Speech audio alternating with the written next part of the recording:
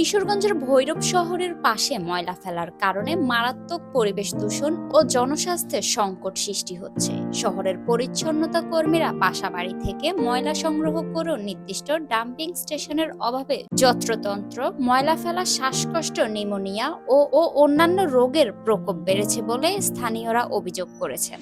যখন স্কুলে আসি তখন আমাদের নাটক ধরে স্কুলে আসতে হয় এবং আমরা যখন ক্লাসে বসি তখনও অনেক দুর্গন্ধ আসে এবং অনেক সময় এখানে ময়লা পুড়িয়ে পরে অনেক দুর্গন্ধ আসে এবং বৃষ্টির সময় আরও বেশি দুর্গন্ধ আসে।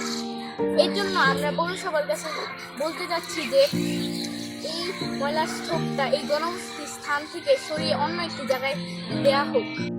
স্টেশন রোডে যে চলাফেরা করা দুষ্কর, নাকে হাত দিয়ে চলাফেরা করতে স্বাস্থ্য ঝুঁকি, এর থেকে আমরা পরিত্রাণ চাই। মানে এখানে শিক্ষার মান ভালো, এটা জি, এখানে শিক্ষার মান ভালো, এর জন্য আমাদের ছেলে মেয়েদের ভর্তি করেছি।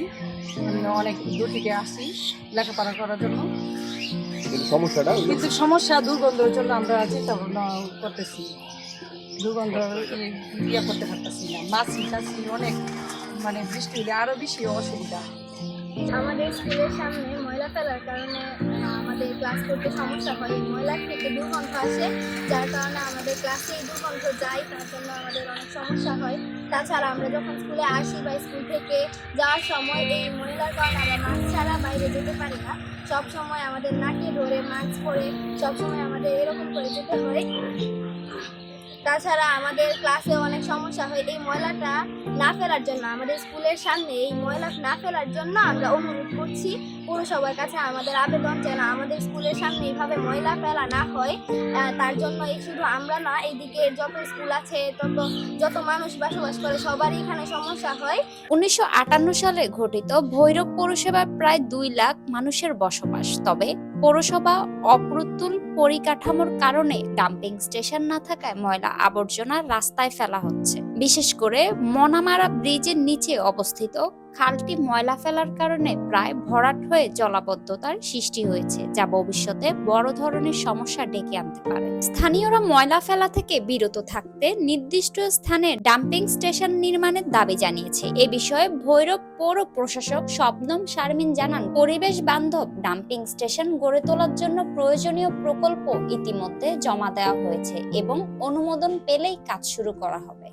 বন্দরনগরী ভৈরব পৌরসভার একটি বড় সমস্যা হচ্ছে তার ময়লা আবর্জনা নির্দিষ্ট স্থানে ফেলার যে জায়গা, সেই জায়গাটি ভৈরব পৌরসভার না থাকার কারণে পৌরসভার থেকে যে ময়লা আমরা কালেকশন করি বিভিন্ন এলাকা থেকে, সেটা ফেলতে আমাদের পৌরসভার বেগ পেতে হয়। পাশাপাশি আমাদের পৌরসভার যে সৌন্দর্য, সেই সৌন্দর্য সহ এখানকার পরিবেশের উপরে একটি নেতিবাচক প্রভাব বিস্তার করে।